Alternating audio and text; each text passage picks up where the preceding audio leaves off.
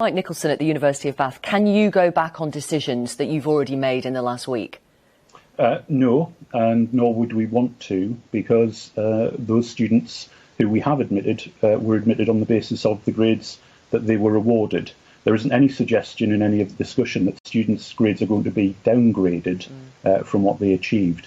I'd argue also that we seem to have forgotten that there is a pandemic on, and most universities have had to think very carefully about the safety of their students, their staff and the wider community around them, and that's the bigger restriction on taking additional students, not the student number controls that the government introduced 2 or 3 months ago.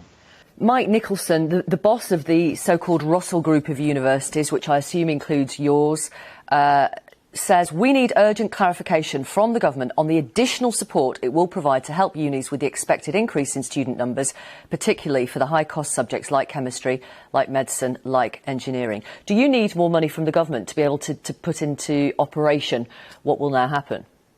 I think at Bath, and it isn't a Russell Group university, but I applaud the sentiments that are being expressed by the Russell Group.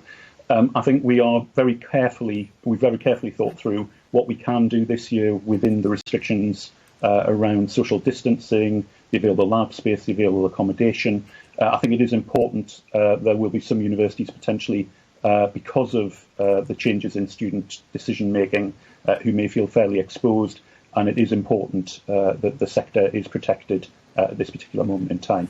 And also, of course, students. Students will need to be supported financially, potentially, in this period, because many of them will have to take on costs that they weren't expecting, not least because there'll probably be fewer jobs available for them in part-time work.